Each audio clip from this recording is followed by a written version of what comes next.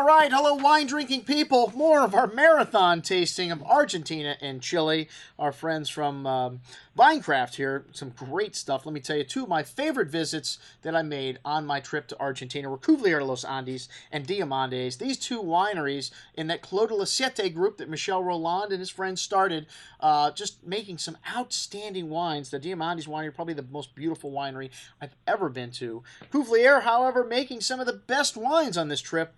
I'll tell you what, very impressive stuff. The El Cuvelier, the new wine they're coming out with, it's $150 plus. At 16.5% alcohol. Woo!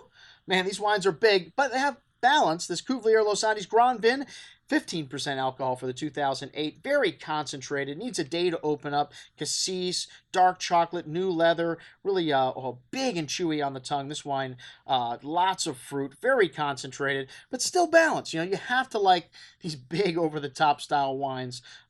This wine needs a little bit of time, but excellent juice at $35. Wow, these really big bottle there. The Cuvelier Los Andes Rosé. This is the lightest Rosé Malbec that I had on the trip, and the same vineyard as the Collection Malbec, but they pick it early and they do all the things they need to do to make a great rosé. This wine is like biting into a watermelon. Very fresh, very bone dry. Only 10,000 bottles produced.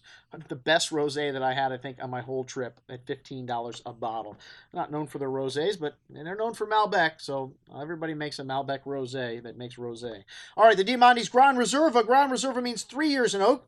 This is a term that actually has legal meaning now in Mendoza. And this wine's got a good amount of dark berry, blackberry, jam-like fruit, violets, black licorice, bitter cocoa. Even more complex on the second day. This 2008's got a lot of structure. Very well built, long layered finish. A big wine that needs a decade or more in your cellar. Most excellent juice at $34.25.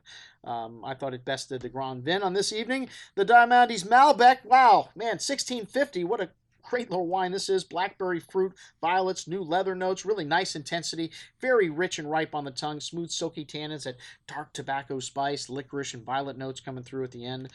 Excellent little bottle there. The Perlita, which is their second label, and this is a Malbec Syrah. A lovely dark plum and blackberry fruit, Oreo cookie almost like aromas coming through on the nose. Very pleasant. That dark berry fruit showing nice soft round tannins and a little light coiffer here, but very good little wine at $15. All right, Estampa. They threw in a few wines from Chile here. This wine has that textbook herbal and peppery note that Chilean wines have, but some nice blackcurrant berry fruit. Very distinctly Chilean. Big and chewy wine with that peppery spice coming through on the finish. A bit rough around the edges, but a good little wine at $18. The Estampa Sauvignon Blanc had that strong musky note to the lime and white grapefruit citrus, some briny characters. Really nice ripe melon and grapefruit citrus on the tongue. Hint of that green peppery corn spice at the finish. Leaves the tongue salivating for food. A very good little example of Chilean Sauvignon Blanc at $18. And then the little Perlita Chardonnay. And this is a very good little wine. You know, these Perlita wines from Diamandes, for how impressive this winery is, the most expensive wine they make is $35.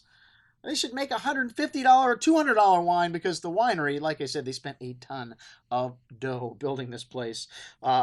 Anyways, the Chardonnay here is aged for 6 months in barrel. You get a lovely crispness, that bright apple and lemon citrus fruit, a leaner style, but has a little bit of oak spice on the finish. All sustainably farmed vineyards, a very good little value. That's what we had to drink with our friends from the Florida Wine Company, or I'm sorry, from Vinecraft at our Argentina and Chile tasting. I'm your host, Andrew Lampasoni, signing off for the Wine Watch, saying remember, always drink the good stuff first.